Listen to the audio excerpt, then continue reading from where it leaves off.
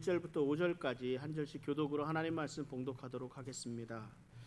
예수께서 다시 회당에 들어가시니 한쪽 손 마른 사람이 거기 있는지라.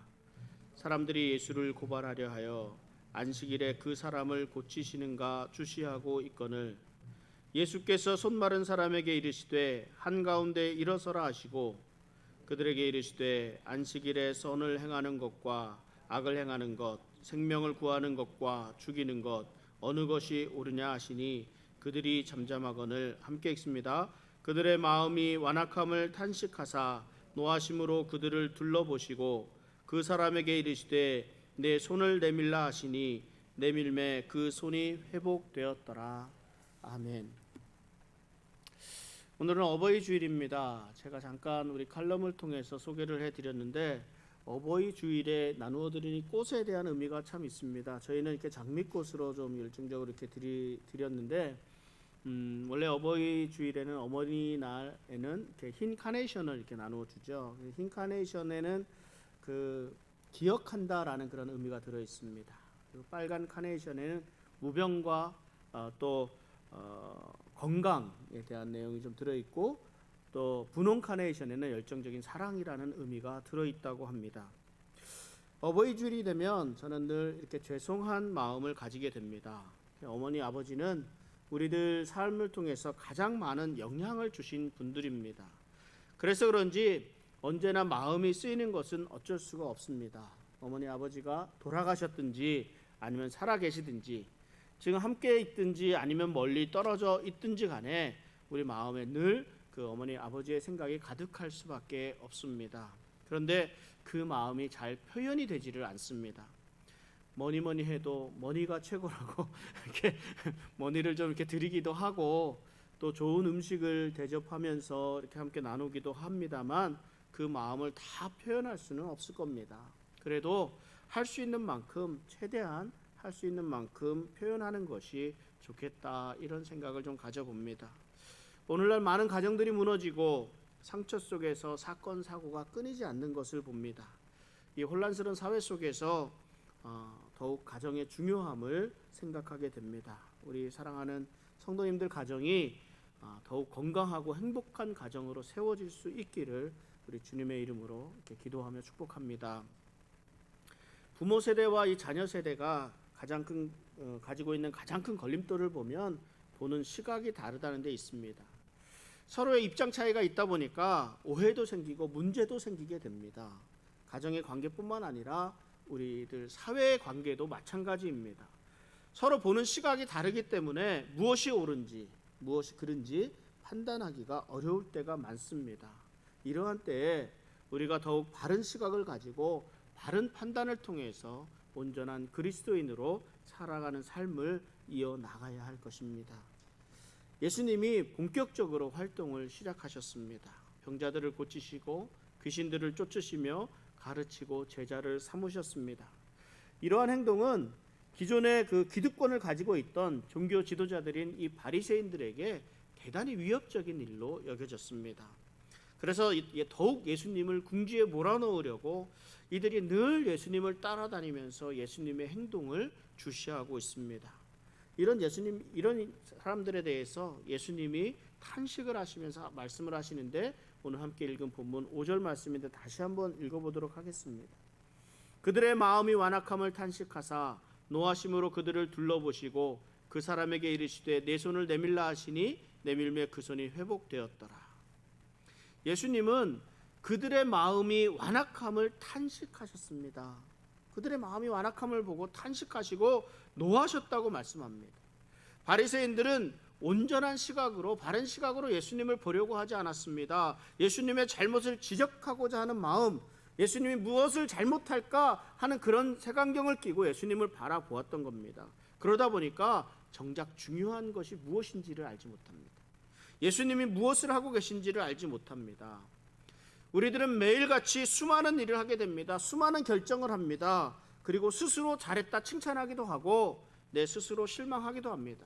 어떤 일을 했을 때 잘했다 칭찬하고 어떤 일을 했을 때 실망하는지, 그 기준이 어디에 있는지 한번 생각해 보신 적이 있습니까? 오늘 어버이 주일이라고 말씀드렸습니다. 어버이 주일에는 매년 남성교회 회원들이 점심을 준비해서 대접해 드립니다. 왜 그럴까요? 무엇을 하고자 하는 것이겠습니까? 요즘은 팬데믹으로 인해서 점심 이렇게 제공을 안 하고 있지만 이전에는 매주 여성교회 회원들이 수고해 주시니까 그냥 한 번만이라도 그 수고를 덜어주고 사랑을 나누고자 하는 그런 마음 가지고 있었을 겁니다. 그리고 한 가지 더 덧붙이자면 이런 기회에 우리 남성교회가 우리 성도님들을 좀 대접하자 하는 이런 마음도 있었으리라 생각을 합니다. 단순히 한 번 정도의 행사를 치러야 한다는 그런 생각으로 접근하는 것이 아니라 우리 성도님들을 섬기는 마음으로 접근을 합니다. 사랑하는 마음으로 성도를 대접하는 그 마음을 가지고 있어야 합니다. 이 마음을 가지고 준비하면요, 오늘 반찬 너무 잘 돼 있던데 고기 반찬이든 생선 반찬이든 무슨 차이가 있겠습니까? 무엇을 주시더라도 감사하죠. 그리고 다 예쁘고 맛이 있습니다. 그 식사를 통해 사랑을 받고 감사함을 나누게 됩니다. 이 얼마나 좋은 일이겠습니까? 우리 수고해 주시는 남성교회 회원분들에게 감사를 드립니다. 지금 다 일부 예배를 드리고요, 다 저 뒤에서 준비하고 계십니다. 내가 지금 하고자 하는 일이 우리는 무엇을 위한 일인지를 분명히 해야 합니다. 다른 사람들의 인정을 받기 위해서 하는 일인지, 하나님의 인정을 받기 위해서 하는 일인지, 아니면 나를 위한 일인지, 다른 사람을 위한 일인지, 자칫 잘못하면 내게는 좀 어떠한 성취감을 주는 일이겠지만 다른 사람들에게는 불쾌감을 주는 일이 될 수도 있습니다. 나는 성공했다고 생각을 하지만 다른 사람들에겐 그거 아무 의미도 없다라는 말을 들을 수도 있습니다. 반면에 내가 좀 실패한 것 같고 부족한 것 같아서 마음이 좀 상하지만 그 모든 일을 기쁨으로 받아주시는 우리 주님께서 주님에게 인정받는 일이 되기도 합니다. 무엇을 하더라도 그 중심을 바로 잡고 바로 보고 주님의 뜻을 바로 알고 행할 수 있는 우리 성도님들 되시기를 바랍니다. 예수님의 보는 시각과 이 바리새인들이 보는 시각이 정말 다르기 때문에 이 둘 사이의 관계는 정말 갈등의 관계일 수밖에 없습니다. 예수님이 길을 지나가시다가 세간에 앉아있는 레위를 보셨습니다. 그리고 그에게 나를 따르라 말씀하시니까 레위가 일어나서 예수님을 따릅니다. 이후에 예수님은 레위와 그 친구 세리들 그리고 죄인들이라고 불려지는 사람들과 함께 레위의 집에서 식사를 하십니다. 바리새인들이 이 모습을 가지고 문제를 삼습니다. 그 부분이 마가복음 2장 16절 말씀입니다. 바리새인의 서기관들이 예수께서 죄인 및 세리들과 함께 잡수시는 것을 보고 그의 제자들에게 이르되 어찌하여 세리 및 죄인들과 함께 먹는가? 당시 이스라엘에서의 세리가 어떤 위치였냐면 매국노라는 소리를 듣는 위치에 있었습니다. 죄인과 같은 대우를 받는 직업입니다. 그러니까 세리는 자신들이 세금을 징수하는데 그 징수한 세금 가운데서 수수료를 취득해서 자기의 이익을, 자기의 이윤을 취득하는 그런 직업이었습니다. 그런데 대부분의 사람들이 그냥 적당한 것만 취하면 되는데 과다한 세금을 징수하고 거기서 자기를 위해서 많은 양의 재물을 취하는 겁니다. 그래서 도적질하는 사람들이다라는 그런 불명예를 안고 있었습니다. 그리고 그 세금 걷어서 어디다 줘요? 로마 정부에다 주는 거 아니에요. 그러니까 로마 정부에다가 재정을 지원하는 그런 이유들로 인해서 유대인들에게 굉장히 미움을 받는 직업이 이 세리였습니다. 그 결과로 세리가 되면은 회당에서 쫓겨났습니다. 그 가족과 그 친지들까지도 수치를 당했습니다. 사람들에게는 돈을 중요하게 여기는 사람이라고 경멸을 당하기도 했습니다. 예수님께서 이러한 레위를 보셨습니다. 그리고 부르셨습니다. 나를 따르라. 이 나를 따르라 하시는 말씀은 레위를 어떻게 초청한 것이 아닙니다. 명령한 거예요. 네가 이 마음에 들면 따라오고 그렇지 않으면 말하라, 막 이런 개념이 아니라 그냥 명령, 따르라고 명령하셨습니다. 그런데 놀라운 것은 예수님의 이 말씀에 레위가 즉각 순종했다는 겁니다. 이 레위의 결단이 놀라운 것은요, 이 세리의 세관에 있는 세리로서 가지게 되는 그 엄청난 이거 부를 누리며 자기의 그 개인적인 어떤 그 명예나 이런 거 다 포기하고 자기가 누리기를 원한 이 부를 다 내려놓아야 되는 것이었습니다. 그럼에도 불구하고 레위는 예수님의 부르심에 즉각적으로 순종합니다. 레위에게는 사람들에게 멸시를 당하고 가족과 친지들까지 배척당하는 것에 대한 아픔이 있었을 겁니다. 그런데 예수님이 아무것도 묻지 않고 부르십니다. 이 일에 레위가 얼마나 감격했는지. 레위가 자기 친구들, 세리 친구들, 뭐 죄인이라 불리는 사람들 다 모아서 예수님과 함께 이렇게 식사를 하는, 예수님을 만나게 해드리는 것을 보면 우리는 알 수 있습니다. 레위는 예수님과 교제하게 되었다는 것, 예수님을 따르게 되었다는 것이 얼마나 자랑스러웠는지 모릅니다. 그러니까 좋은 것은 나눠야 되잖아요. 그러니까 그 자랑스럽게 여겨서 함께 친구들을 불러 모아서 잔치를 벌였습니다. 그런데 레위의 친구들이 뭐라 그래요? 죄인들과 세리들이라 이렇게 말을 합니다. 죄인들과 세리라고 한 것은 그들이 이미 유대교에서 출교를 당한 사람들이라는 말입니다. 바리새인들은 이런 죄인과 세리들과 함께 앉아 있는 것조차도 부정해진다고 여겼습니다. 그런데 예수님은 함께 앉아 계신 것뿐만 아니라 이런 죄인과 세리들과 함께 식사를까지도 함께 하셨습니다. 식탁 교제를 나누고 계십니다. 그러니까 바리새인들이 이 모습을 보니까 정말 이상하게 생각이 듭니다. 왜냐하면 예수님께서 하시는 말씀은 율법에 정통한 사람들이 하시는 말씀이거든요. 거기에 사람들이 놀라고 감탄합니다. 율법을 잘 아시는 분입니다. 그럼에도 불구하고 왜 이 죄인들과 식사를 하느냐 이거죠. 서기관들은 율법의 전문가들입니다. 이들은 아주 세부적인 부분까지도 율법에 순종해야 한다고 주장합니다. 그래서 율법을 잘 지키는 자기들 같은 사람들은 의인이고 다른 사람들은 죄인이라고까지 생각을 합니다. 그리고 율법을 잘 지키기 위해서 또 다른 규정을 넣어서 지키도록 한 그 토라라는 규정이 있습니다. 어떨 때는 이들은 하나님이 제정하신 율법보다 이 토라를 더 무섭게 지키는 그런 사람들이었습니다. 그런데 예수님이 이 모든 것들을 다 무시하시니까 막 안에서 분노가 막 끓어오르는 겁니다. 예수님은 이 서기관들이 제자들에게 묻는 말을 이렇게 들으시고 이렇게 대답하셨습니다. 마가복음 2장 17절인데요. 예수께서 들으시고 그들에게 이르시되 건강한 자에게는 의사가 쓸데없고 병든 자에게라야 쓸데있느니라. 나는 의인을 부르러 온 것이 아니요 죄인을 부르러 왔노라 하시니라. 예수님께서는 당신이 이 땅에 무엇 때문에 오셨는지 그 목적을 분명하게 말씀하고 있습니다. 의사는 병든 자들에게 필요합니다. 그러니까 스스로 의롭다고 생각하는 이들에게는 이들을 뭐 회개시키려고 오신 그런 부분이 아니라는 거예요. 바리새인 서기관들과 같이 스스로 의롭다 하는 자들은요, 자신들이 죄인이라는 사실을 깨닫지 못합니다. 그런데 이 세리와 죄인들은요, 너 죄인이라고 정죄하지 않아도 자기들이 죄인이라는 것을 알고 있습니다. 지금 자기들에게 필요한 것이 무엇인지를 잘 알고 있습니다. 그러니까 이들은 예수님의 말씀에 귀를 기울이고 듣고 있습니다. 이 바리새인들은 사람들의 보는 앞에서 선행을 하고 다른 사람들의 죄를 지적합니다. 그래서 그 사람들보다 내가 나으니까 나는 의인이다, 이렇게 자기 의를 드러내는 사람들이었습니다. 기도할 때도 마찬가지입니다. 하나님, 저를 저 세리와 같지 않게 해주셔서 감사합니다, 이렇게 대놓고 기도를 합니다. 그러나 예수님은 자신의 죄를 인식하고 자신들이 하나님께 충분히 선하지 못하다고 그렇게 생각하고 있는 사람들을 위해서 오셨다고 분명한 자신의 사명에 대해서 선포하십니다. 오늘 우리들에게도 이런 바리새인과 같은 모습을 찾아볼 수가 있습니다. 우리들의 전통 그리고 우리들의 그런 삶의 모양들이 예수님을 필요로 하는 사람들을 막아서고 있지는 않은지, 우리들의 진정한 모습을 감추고 그런 우리들의 드러난 외형의 모습으로 인해서 자칫 의인이라고 교만에 빠져 있지는 않은지, 우리는 모두 날마다 죽어야 하는 그런 존재임들, 죄인들임을 잊어서는 안 됩니다.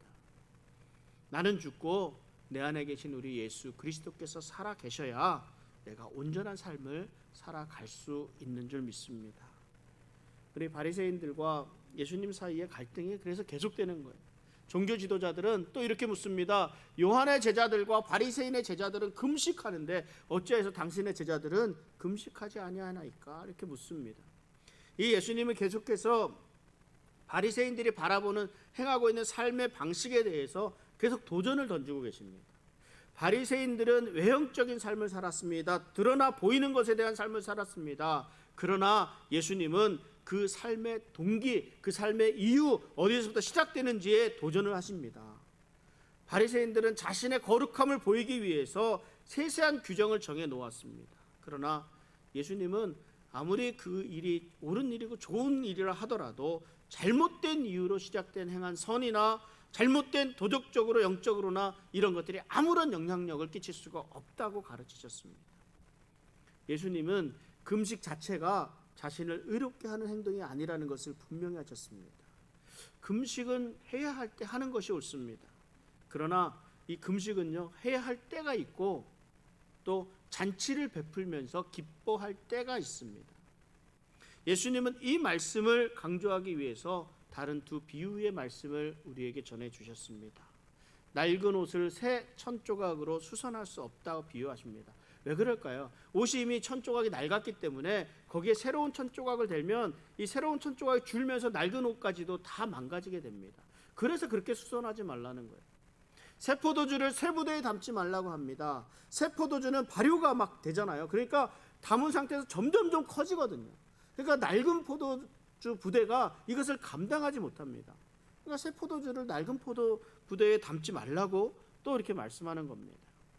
그러니까 금식에 대한 접근하는 방법이 다른 겁니다. 구약의 율법에서는 1년에 딱 한 번 있는 대속죄일에 금식하도록 제정했습니다. 그런데 바리새인들은 내가 경건의 행위가 드러나야 되니까 이 경건의 행위로 인해서 매주 월요일과 목요일에 금식하라, 이렇게 금식일을 정해놨습니다. 그리고 자신들뿐만 아니라 다른 사람들까지도 다 이것을 지켜야 한다고 이렇게 장려했습니다. 아마도 이 레위인의 집에서 예수님이 식사를 하실 때 그때에도 이들은 금식하고 있지 않았을까 생각이 됩니다. 요한의 제자들도 마찬가지였습니다. 세례 요한이 이때 감옥에 갇혀 있었습니다. 그러니까 이를 위해서 제자들이 금식하며 기도하고 있었습니다. 그래서 이 바리새인이 예수님에게 이렇게 말씀을 드리는 겁니다. 요한의 제자들도 바리새인의 제자들도 다 금식하는데 왜 예수님의 제자들은 금식하지 않느냐? 이에 예수님께서 이렇게 대답하십니다. 마가복음 2장 19절 말씀입니다. 예수께서 그들에게 이르시되 혼인집 손님들이 신랑과 함께 있을 때 금식할 수 있느냐? 신랑과 함께 있을 동안에는 금식할 수 없느니라. 이 바리새인들은 자기가 경건하다는 것을 이 금식이라는 행위를 통해서 나타냈습니다. 세례 요한은 죄를 슬퍼하고 오실 메시아를 위해서 준비하는 이 상징적인 행위로 이 금식이라는 것을 행하였습니다. 그러나 예수님의 제자들은 어떻습니까? 메시아가 이미 와 계신데 금식할 필요가 없었습니다. 예수님과 함께 있는 일은 결혼잔치를 하는 것과 같다 말씀하시는 겁니다. 예수님의 오시는 일이 축하할 일이지 금식하고 슬퍼할 일이 아니라는 말씀입니다. 그런데 예수님께서 이 금식 자체를 비난하지는 않으셨습니다. 예수님조차도 뿐만 아니라 예수님조차도 40일 동안 금식하며 기도하셨습니다. 그러나 금식은 그 목적이 분명해야 하고 적당한 때에 정당한 이유를 가지고 해야 한다는 것을 강조하셨습니다. 때론 우리에게도 이 경건의 모양으로 금식하는 경우가 종종 있습니다. 제가 아직도 잊지 못하는 것은 전에도 한번 말씀드렸을 거예요. 제가 신학대학원 이렇게 목회하기 신학대학원 가기 전에 금식하러 기도원에 올라갔습니다. 근데 그 기도원에 있던 어떤 목사님이 저에게 그래요. 형제님, 목회자가 되기 위해서는요 최소한 일주일 이상 금식해야 됩니다. 이러더라고요. 제가 이분은 참 금식을 왜 해야 하는지 제대로 알지 못하는 분이라 여겨졌습니다. 물론 그만큼 간절한 마음을 가지고 기도해야 한다 이것을 말씀하시는 것이라 여겼습니다. 그러나 며칠 금식하는 것 이것으로 자신의 경건을 드러내는 바리새인과 다를 바가 없지 않습니까? 3일을 금식하든 일주일을 금식하든 열흘을 금식하든 40일을 금식하든 이 며칠 금식하는 것이 중요한 것이 아니라 내가 무엇 때문에 금식을 하며 무엇 때문에 기도하느냐 이 부분이 더 중요한 일 아니겠습니까? 예수님은 지금은 혼인잔치 때와 같으니까 너희가 금식할 이유가 없지만 신랑을 빼앗길 날이 이르게 될 것인데 그때에는 금식할 것이라 말씀하셨습니다. 때가 있습니다. 금식을 하면서 자신의 온 관심을 온전히 하나님께 집중해야만 하기 위해서 하나님께 집중하기 위해서 해야 하는 그런 금식해야 되는 때가 있습니다. 무엇이 중요한지를 분명히 할 수 있기를 바랍니다. 그러니까 마가는 이런 식으로 계속해서 예수님과 바리새인과의 갈등이 되는 문제들을 기록하고 있습니다. 바리새인들은 예수님을 흠잡아야 하는 이유가 있습니다. 예수님을 궁지로 몰아야 하는 이유가 있습니다. 왜냐하면 자신들이 받을 존경을 예수님이 가로채고 있다고 생각하기 때문입니다. 왜냐하면 자신들의 전부라고 할 수 있는 이 율법의 권위를 예수님이 무너뜨린다고 생각하고 있기 때문입니다. 그러나 예수님은 달랐습니다. 예수님께서 이들의 잘못된 율법을 바꿔주시기를 위해서 오셨습니까? 그거 아닙니다. 진정한 율법의 의미가 무엇인지 율법으로 해결할 수 없는 온 인류의 죄의 문제를 구원해 주시기 위해서 오셨습니다. 그 방법은 오직 복음이었습니다. 예수님께서 이제 새로운 출발이 시작되었음을 알리시고 있는 겁니다. 우리가 예수님을 따르기로 작정했을 때 우리들은 이러한 새로운 삶의 방식, 사람들을 보는 새로운 시각, 그리고 섬김의 새로운 모습으로서의 변화를 가져오게 됩니다. 결국 이 문제가 안식일을 지키는 것에 대한 새로운 문제를 제기하게 됩니다. 예수님 시대의 유대인들의 삶은요, 안식일을 중심으로 이렇게 계속해서 반복되었습니다. 이에 대해서 아주 자세하게 율법에 제정이 되어 있었기 때문에 사람들은 어떻게 안식일을 지켜야 되는지 잘 알고 있었습니다. 그런데 오히려 잘 알고 있었기 때문에 안식일에 대해서 쉰다는 것이 얼마나 힘든 일인지 모릅니다. 안식일, 쉬는 날 아니겠습니까? 그래서 왜 이렇게 힘들까요? 이들은 자기가 안식일에 아무런 일도 하지 않는다는 것을 증명하기 위해서 아주 많이 오히려 일을 해야 했습니다.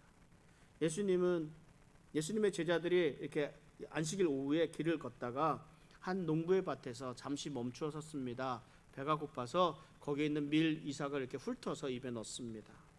다른 날 같으면 이게 아무런 문제가 되지 않는 행동이었습니다. 제자들은 농부가 아니었기 때문에 밀 이삭을 훑는 것도 그걸 일이라고 할 수도 없었습니다. 그리고 이들이 곡식을 훔친 것도 아니었습니다. 왜냐하면 하나님의 율법에는 자기 백성들 가운데서 이렇게 나눔을 이렇게 허용하고 있었기 때문입니다. 그냥 일상적인 일이었습니다. 그런데 이게 안식일이 되다 보니까 문제가 되었습니다. 바리새인들은 밀을 먹으려면 그것을 따야 되지 않느냐, 이 따는 행위가 일하는 것이라고 여겼습니다. 결국 예수님의 제자들은 이 바리새인의 율법을 어겼지만 근본적인 하나님의 법을 어긴 것은 아니었습니다. 그러나 바리새인들이 보기에 이 예수님의 제자들이 안식일에 일을 하면 안 된다는 것, 아주 기본적인 것조차도 지키지 않고 있다는 것에 대해서 아주 못마땅했을 것입니다. 이렇게 예수님에게 지적하니까 예수님께서 또 이렇게 대답하십니다. 마가복음 2장 25절 26절인데요. 예수께서 이르시되 다윗이 자기와 및 함께한 자들이 먹을 것이 없어 시장할 때에 한 일을 잊지 못하였느냐. 그가 아비아달 대제사장 때에 하나님의 전에 들어가서 제사장 외에는 먹어서는 안 되는 진설병을 먹고 함께한 자들에게도 주지 아니하였느냐. 이 예수님이 바리새인들을 어떻게 대접하셨는지 예수님은 바리새인들에게 너희가 성경을 읽지도 않았냐? 이렇게 비난하시는 겁니다. 바리새인들은요, 성경을 철저하게 알고 있었습니다. 이런 바리새인들에게 또 그것을 연구하는 서기관들 아닙니까? 이들에게 성경을 읽지 못하였느냐? 이렇게 하시는 것은 뭐예요? 성경을 읽기는 읽되 너희가 참된 의미를 깨닫지 못하고 있다라는 것을 지적하고 계시는 겁니다. 예수님은 자신과 제자들을 다윗과 함께한 자들과 비교하시면서 사실상 이 바리새인들이 예수님을 비난한다는 것이 결국은 다윗을 비난하는 것과 같은 셈이다라는 말씀을 하고 있습니다. 그리고 안식일의 본래의 의미에 대해서 설명해 주십니다. 마가복음 2장 27절 말씀인데요. 또 이르시되 안식일이 사람을 위하여 있는 것이요 사람이 안식일을 위하여 있는 것이 아니니. 하나님은 하나님의 백성들을 위해서 쉬는 날로 안식일을 주셨습니다. 이날은 일상적인 우리가 일하고 있는 노동에서 벗어나서 쉬면서 하나님께 예배드리도록 이렇게 만들어 주셨습니다. 그러나 바리새인들은 오히려 이 안식일을 쉴 수 없는, 감당할 수 없는 짐으로 만들고 말았습니다. 예수님은 안식일을 자비로우신 하나님이 쉴 수 있게, 자기 백성들을 쉴 수 있게 만들어 주신 것임을 분명하게 말씀하시고 있습니다. 그래서 이 안식일의 논쟁이 그 다음으로 이어지는 게 그 다음 장으로 이어집니다. 바리새인들이 예수님의 행동을 유심히 살폈습니다. 혹시나 예수님 잘못된 일을 행하지 않으실까. 예수님이 회당에 들어가셨습니다. 그 안에는 손이 마른 사람이 있었습니다. 마가는 이 바리새인들이 예수님을 송사하려고 안식일에 그 사람을 고치시는가 안 고치시는가 이렇게 엿보았다고 말씀하고 있습니다. 이 사람들은 예수님이 어디로 가시든지 따라다니면서 예수님의 행동을 보고 예수님이 무슨 말 하시는지 고소할 그런 빌미를 찾고 있었습니다. 그런데 마침 예수님이 회당에 들어가셨는데 그곳에 손 마른 사람이 있는 거예요. 근데 그것은 또 때마침 안식일이었습니다. 이 상황을 지켜봅니다. 이 마음이 정말로 악하지 않습니까? 예수님이 자신들이 이렇게 지켜보고 있는데도 이 손 마른 사람을 고쳐주실까? 안 고쳐주실까? 예수님이 자기들을 모르고 있지는 않을 텐데 어떻게 하실까? 하나님의 법에는 안식일에는 일하는 것을 금하고 있습니다. 그러니까 생명이 위급한 일이 아닌 것을 갖고 또 병 고치는 것을 허락하지도 않았습니다. 그러니까 바리새인들은 지금 이 손 마른 사람들이 얼마나 공경에 처해 있는가, 얼마나 마음이 아플까, 이 사람에게는 관심이 없습니다. 어디에만 관심이 있습니까? 예수님이 안식일에 일을 하는가 안 하는가, 여기에만 관심이 있는 겁니다. 한편으로는 예수님께서 이 손 마른 사람을에게 말씀하셔갖고 안식일 지난 다음에 찾아와라, 내가 고쳐줄게, 이럴 수 있지 않았겠습니까? 그죠? 굳이 이들이 지켜보는 앞에서 문제될 일을 하지 않으셔도 되었습니다. 그렇잖아요. 예수님이 이들이 지켜보고 있다는 거 모르는 것도 아니고. 그런데 예수님은 새로운 출발을 하셨습니다. 예수님은 안식일의 주인이라고 선포하셨습니다. 예수님은 바리새인의 전통과 규칙을 무너뜨리시면서까지 무엇이 정말 중요한 일인지를 가르쳐 주시고자 하셨습니다. 여러분, 공인이라는 말이 있잖아요. 이 공인이라는 말이 뭡니까? 사람들이 다 볼 수 있는 그런 중요한 위치에 있는 사람들, 유명한 사람들, 이렇게 공인이라고 말을 합니다. 이 사람들은 다른 사람들의 시선을 늘 의식하면서 살아가야만 합니다. 정치인들이 그렇고요, 연예인들이 그렇고, 여러 그 업종에 계신 분들이 많은 분들이 그렇게 생활을 합니다. 사람들은 이 유명한 사람들이 어떻게 행동하는지를 보고 있습니다. 그 이들이 자기가 말한 대로 잘 살고 있는지 보고 있습니다. 그래서 말 하나 행동 하나 얼마나 조심스러운지 모릅니다. 자칫 실수를 하면 온 인터넷에 난리가 나고 막 청와대 청원하고 막 그러잖아요. 한국에서 보면. 우리들 그리스도인입니다.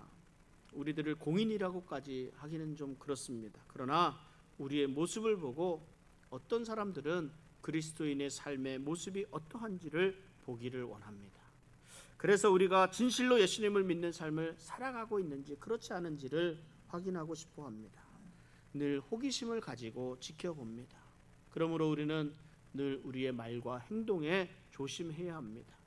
우리들의 삶을 통해서 예수 그리스도의 능력을 드러낼 수 있어야 합니다. 우리들의 삶을 통해서 예수 그리스도의 복음을 전할 수 있어야 합니다.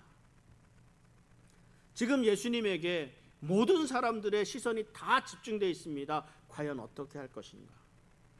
예수님은 손 마른 사람들을 그 한가운데서 일으켜 세우셨습니다.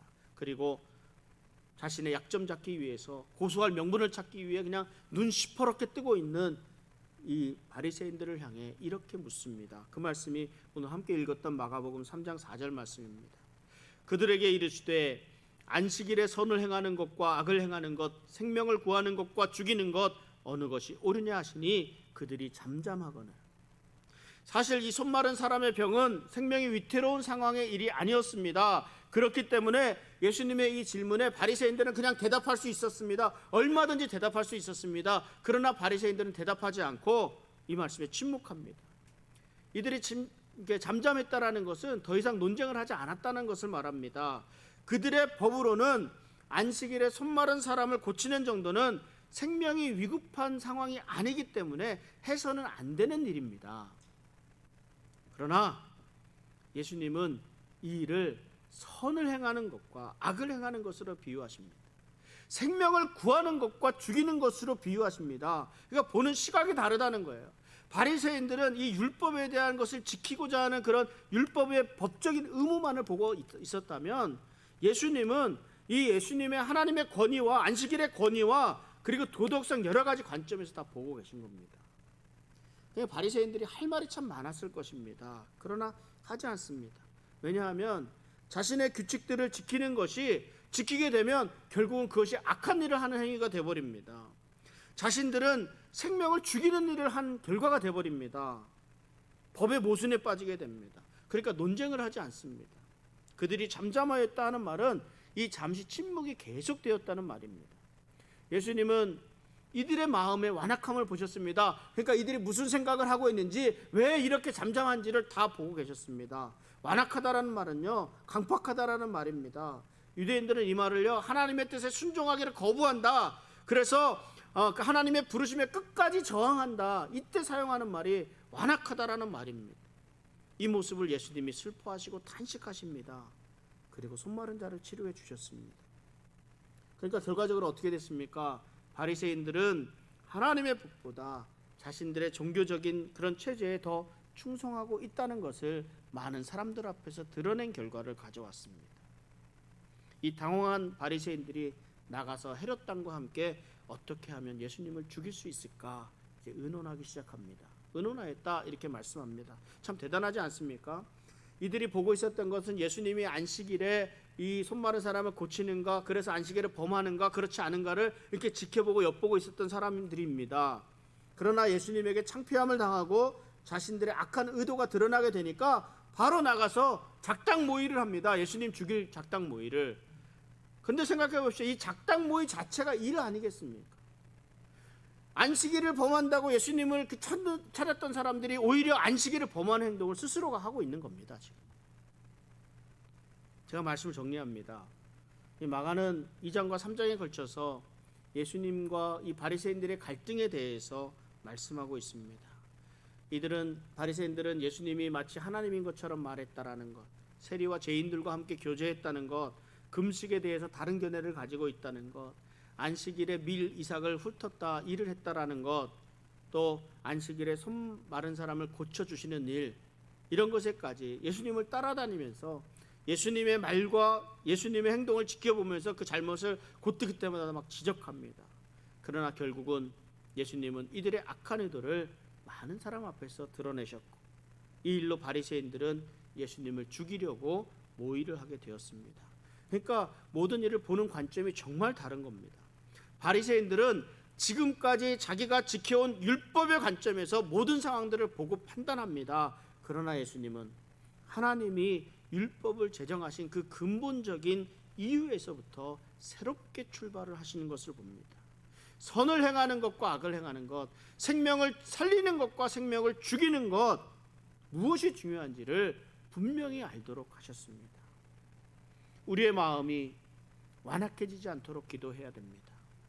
무슨 일이든 우리들의 삶에서 정말 중요한 일이 무엇인지를 잘 깨달을 수 있어야 합니다. 하나님은 이 땅에 복음을 전하기 위해서 우리를 부르셨습니다. 그리고 우리가 살아가야 할 방향과 목적을 분명히 하고 하나님 나라를 향해 바르게 살아갈 수 있는 우리 성도의 삶 되시기를 우리 주님의 이름으로 축원합니다. 기도하겠습니다.